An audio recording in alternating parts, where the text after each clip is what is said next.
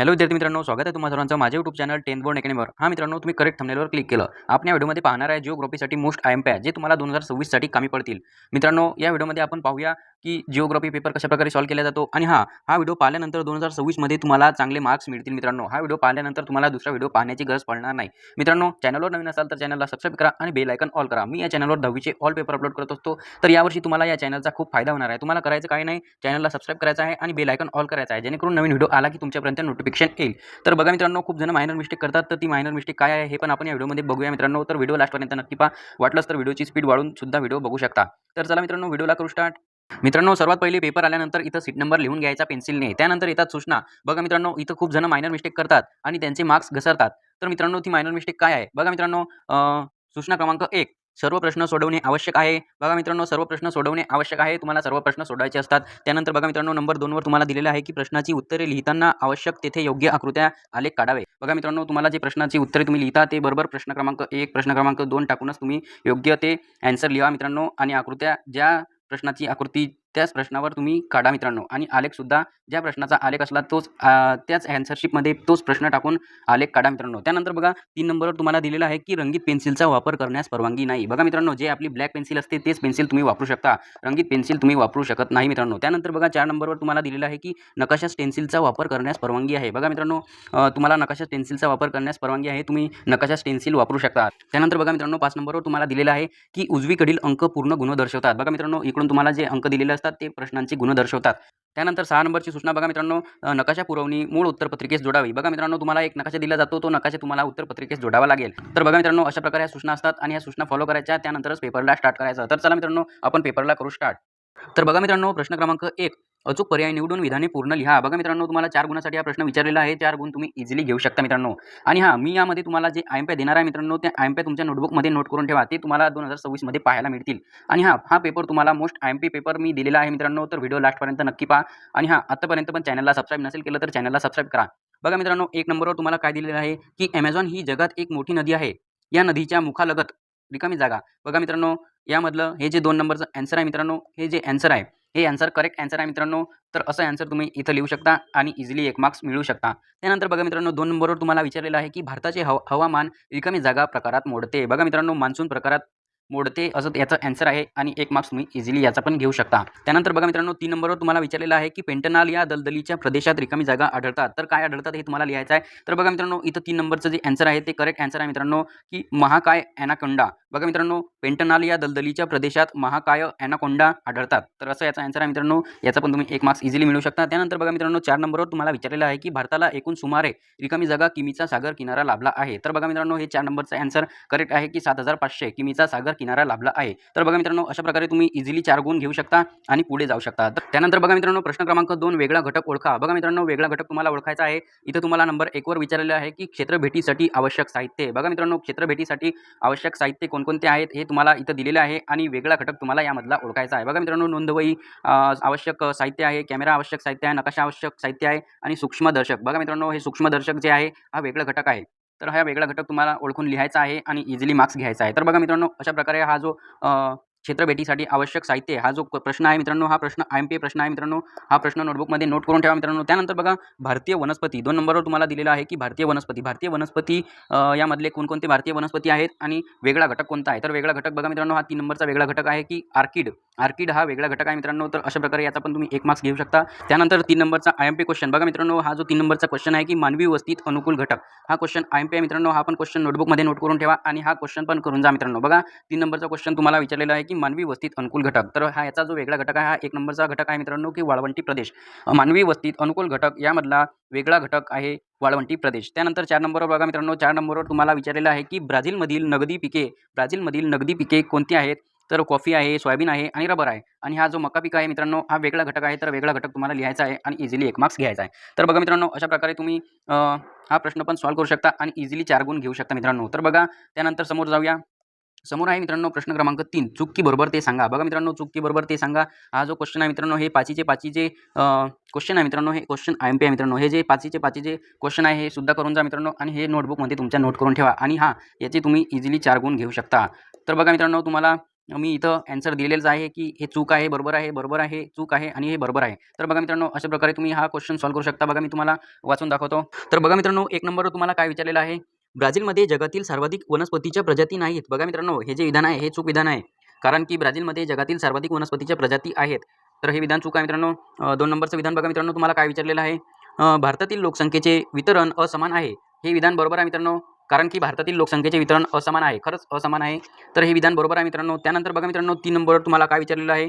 3 नंबरवर तुम्हाला विचारलेलं आहे की ब्राझीलमध्ये पर्यावरण स्नेही पर्यटनाचा विकास होत आहे. बघा मित्रांनो, हे पण विधान बरोबर आहे. कारण ब्राझीलमध्ये पर्यावरण स्नेही पर्यटनाचा विकास खरंच होत आहे. त्यानंतर बघा मित्रांनो, 4 नंबरवर तुम्हाला काय विचारलेलं आहे? तर 4 नंबरवर तुम्हाला विचारलेलं आहे की भारताच्या मध्यातून मकर वृत्त गेले आहे. बघा मित्रांनो, भारताच्या मध्यातून मकर वृत्त गेलेले नाही आहे. तर हे विधान चूक आहे मित्रांनो. त्यानंतर 5 नंबरवर बघा मित्रांनो, तुम्हाला काय विचारलेलं आहे? तर 5 नंबरवर तुम्हाला विचारलेलं आहे की सतलज ही सिंधूची उपनदी आहे. बघा मित्रांनो, हे विधान बरोबर आहे. कारण सतलज ही सिंधूची उपनदी आहे. त्यानंतर बघा मित्रांनो, प्रश्न क्रमांक 4 बघा मित्रांनो, प्रश्न क्रमांक 4 मध्ये तुम्हाला काय विचारलेलं आहे? ब्राझीलच्या नकाशा आराखड्यात माहिती भरा व सूची तयार करा. कोणतेही 4. बघा मित्रांनो, 4 जे नावं आहेत ते 4 नावं तुम्हाला या नकाशामध्ये लिहायचे आहे आणि 4 गुण घ्यायचे आहे. तुम्ही इझिली 4 गुण घेऊ शकता मित्रांनो. बघा तुम्हाला 6 नावं दिलेलं आहे.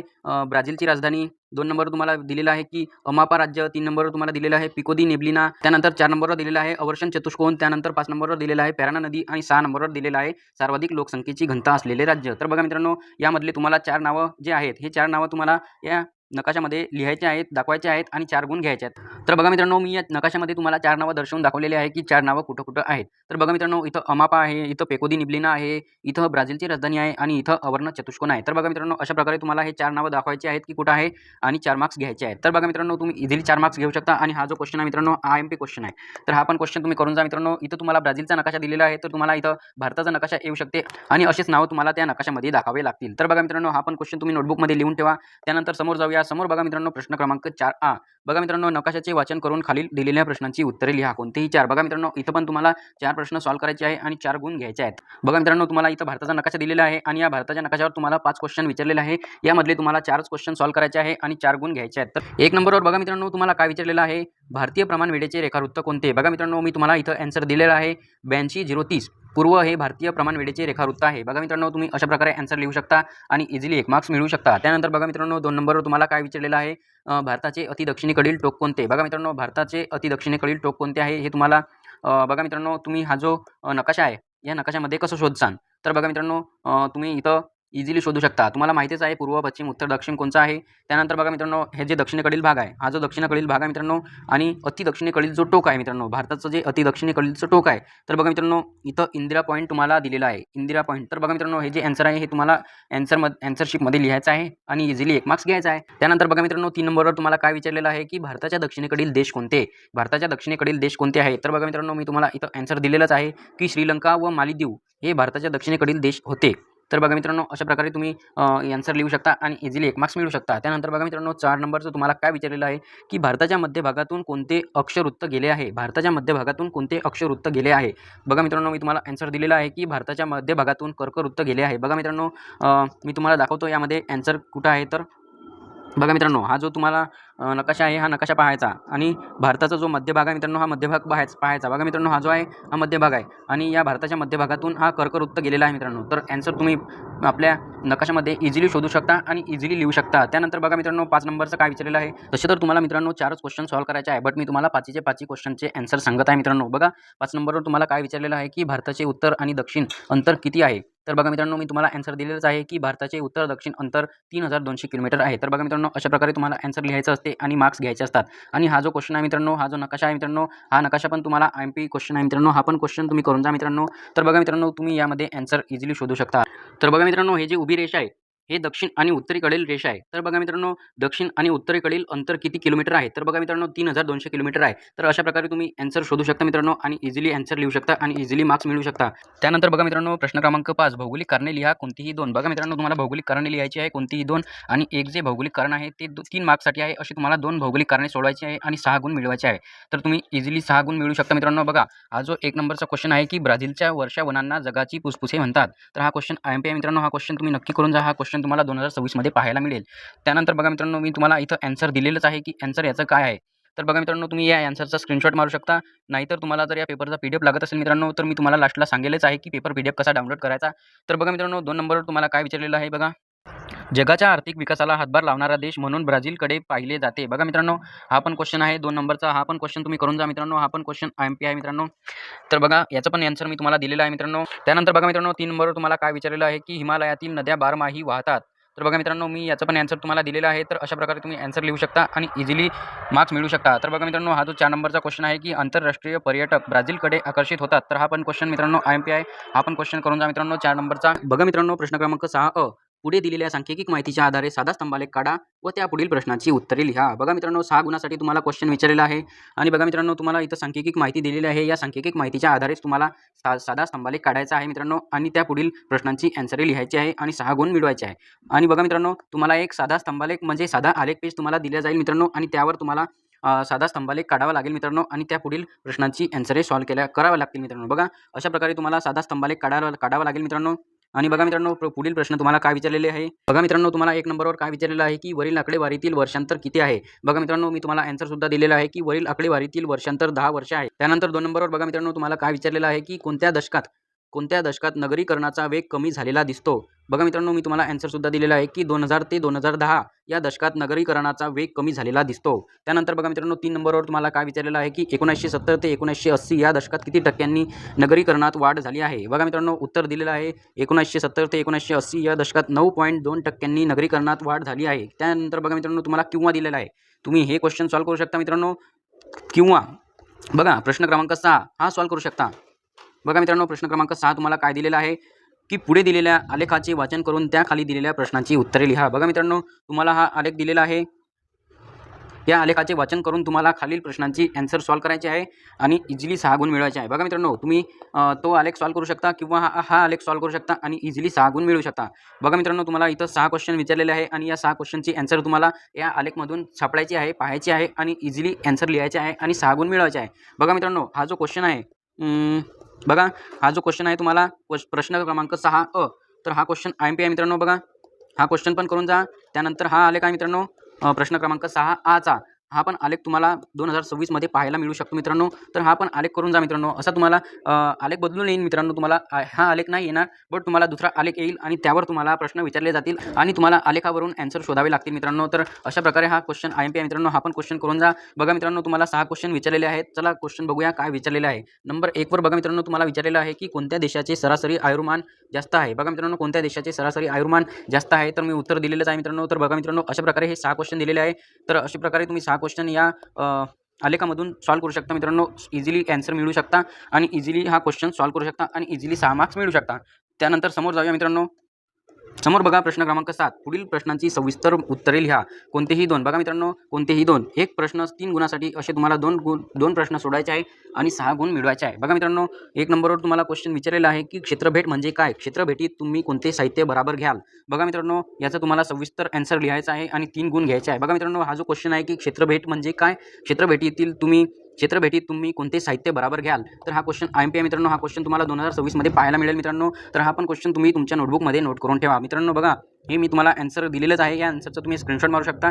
त्यानंतर मित्रांनो मी तुम्हाला PDF कशाप्रकारे डाउनलोड करायचा असते आन्सरशीट सोबत हे सुद्धा लास्टला सांगणार आहे. तर व्हिडिओ नक्की पहा मित्रांनो. आणि हा आतापर्यंत पण व्हिडिओला लाईक नसेल केलं मित्रांनो तर व्हिडिओला प्लीज लाईक करा आणि लाईक केल्यानंतर तुमच्यासमोर एक हाईपचा ऑप्शन येईल तर हाईप पण करा जेणेकरून हा व्हिडिओ सर्वांपर्यंत पोहोचेल. आणि हा व्हिडिओ तुमच्या मित्रांपर्यंत नक्की शेअर करा मित्रांनो जेणेकरून तुमच्या मित्रांचं पण भलं होईल मित्रांनो.